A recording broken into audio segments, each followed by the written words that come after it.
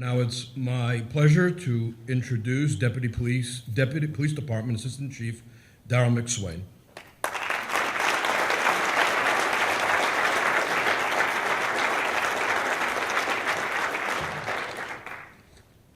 Ron, certainly I want to echo all the thoughts from before. Thank you for your leadership in bringing us together. But certainly in times like this, it's so very important that we come together as one community to speak out, of course, against the hate that we've seen in our respective communities. Certainly do know that MCP, Chief Major, myself, we all stand in solidarity with you, with the Jewish community, but all of the faith communities here in Montgomery County. We will continue to work with you. We will also continue to work with our federal, state, and local partners to share information, and as stated before, also to bring those responsible for these heinous acts, indeed, to justice. One of the things that we will need from you, of course, we are not, meaning the police department, a separate entity. We are a part of the community, and we need you also to work with us. So indeed, we're going to implore and ask of you, if you see something, please say something. Know that there's no small tip, if you will. Every tip matters to us. Every tip will be followed up on. And we will be sure to make sure that that information gets to the appropriate parties in a timely manner so that indeed we can bring those to justice responsible for these incidents. Also know as well that we will continue to increase our patrols around the respective facilities, regardless of the faith tradition. We will also offer ourselves, as we have in the past, to come to your respective institution or any other place that you desire to give safety presentations and or do a site security survey as well if you feel the need to do so. We'll be happy to do that for you at any given time. So indeed, please just know that not only the Montgomery County Department of Police, but all other law enforcement agencies here in the county, and of course in the state, stand in solidarity with you, also with our federal partners. We will together overcome this hate. Thank you very much.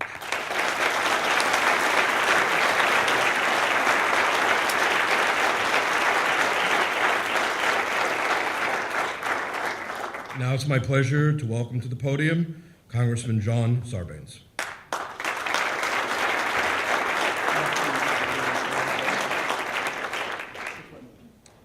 Thank you very much, Ron.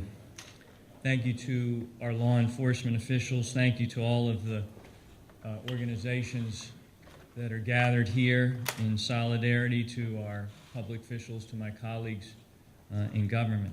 We'd prefer not to be here, of course. We'd prefer not to have these threats and intimidations that have been experienced by the Jewish community, the Muslim community, other communities across the country to be the occasion for us to have to come together.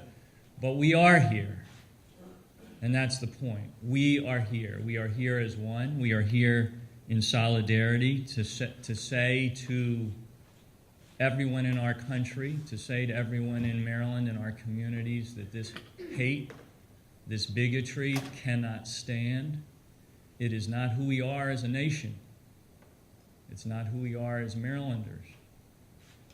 It violates the core of who we are. It violates our core values. When these things happen, it's not about one community being violated. It's about our entire community being violated, our entire nation being violated. That's how we have to see it. That's how we have to receive it.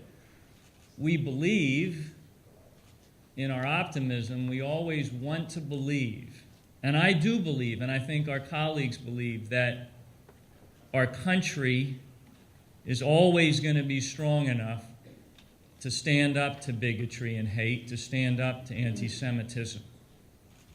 But we can't assume that. That's why we have to move with lightning speed when these things happen, to raise our voices collectively, to act collectively, to push back on it. Because if you stutter step, if you hesitate at all, then this hate and bigotry can get traction, and it can get momentum. And before you know it, you start to worry that those core values that you thought were so strong are beginning to become shaky. That's why we're here. That's why we're moving quickly. That's why we're making this petition to our law enforcement agencies, our intelligence agencies at the local, state, and national level, and our delegation has been very aggressive on this, and saying to them, we have to move quickly, we have to find these perpetrators, we have to bring them to justice, and we have to return our communities to a feeling of safety and security. Fear is corrosive. It's corrosive to our quality of life. When you take your child to school, when you drop your elderly parent at the JCC or at the Muslim Community Center, you don't want to have a lump in your throat or a sinking feeling in your stomach. You don't want to feel that corrosive fear. You want to do it with confidence. You want to take full advantage of what our communities have to offer through their wonderful institutions. We're pushing back on that fear today, and I thank you for it. We stand with you, we stand in solidarity, and we will not back down. Thank you all very much.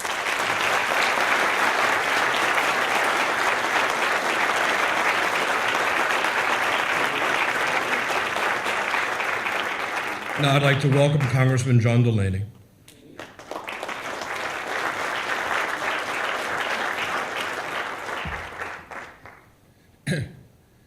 Thank you, Ron. I want to, in particular, acknowledge Ron and our county executive, Ike Leggett, for organizing this event. You know, we're very blessed here in Montgomery County to have really incomparable leadership, both at the community level and the county level, and which is why all of us feel so privileged to live in this county. And I feel very blessed to be surrounded by colleagues in the Congress who care so deeply about issues that mean so much to all of us. And as my colleague John Sarbanes just said so eloquently, we wish we weren't here, but it is important to be here because history teaches us many lessons. The first lesson history teaches us is where hate, division, racism, bigotry, and anti-Semitism takes us. It takes us down a very dangerous road to destruction, tragedy, and human suffering. History also teaches us what happens when we don't stand up, when we don't take the hard path, and we take the easy path, and we turn our heads, and we don't show the courage and conviction that we need at moments like this. But history also teaches us exactly and precisely what we need to do to stand up against this.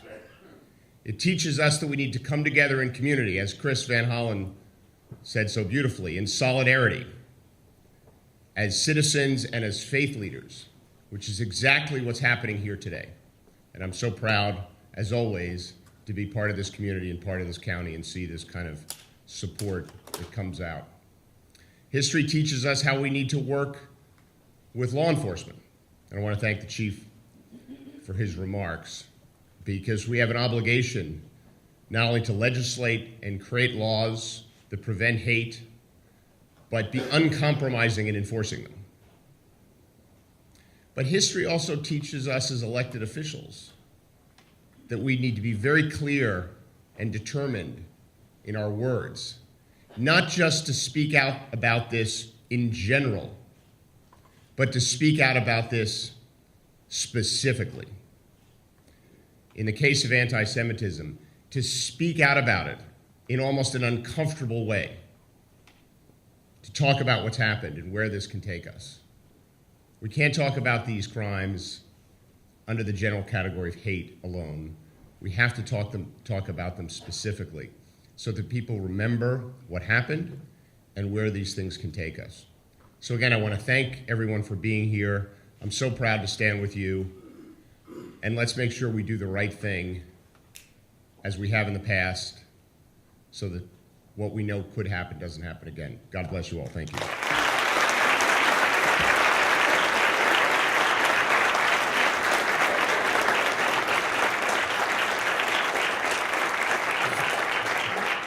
Thank you, Congressman. And now our newly elected Congressman, newly minted Representative Jamie Raskin.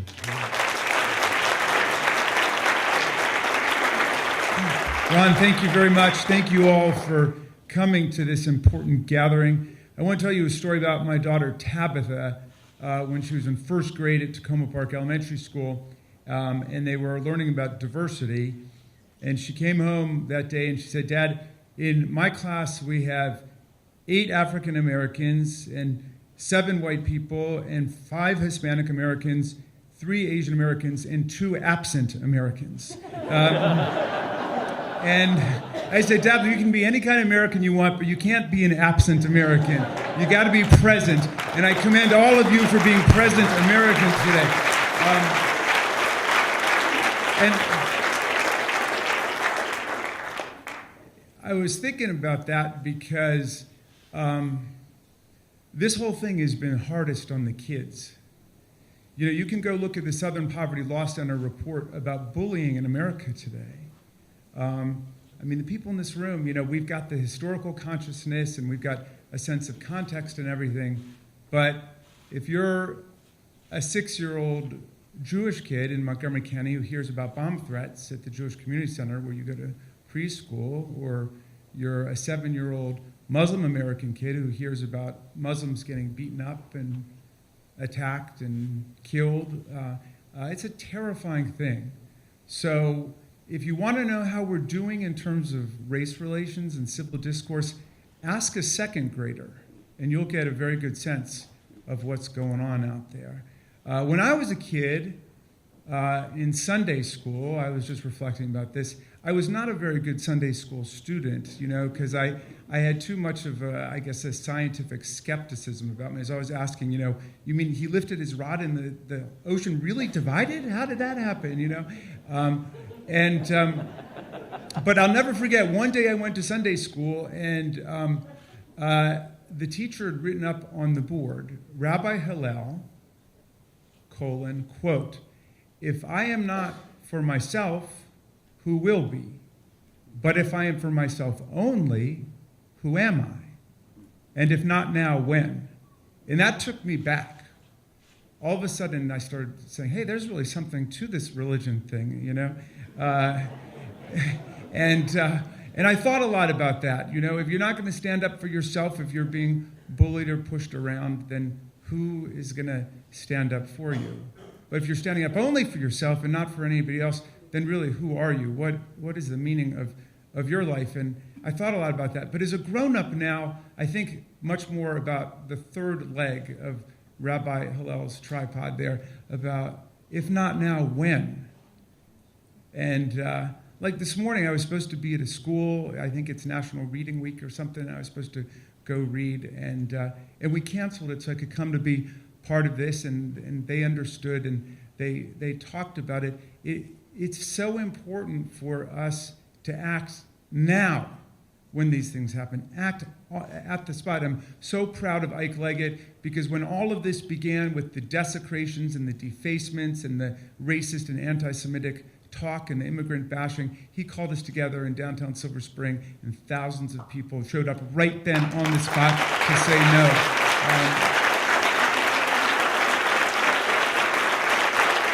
And I always loved what Gandhi said, you know, when the violence broke out between Muslims and Hindus, and he said, "I am a Muslim and a Christian and a Hindu and a Jew." And we have to maintain that Gandhian consciousness in times like this. When Jews are under attack, we are all Jewish. When Muslims are under attack, we are all Muslims. If they come up with a Muslim registry,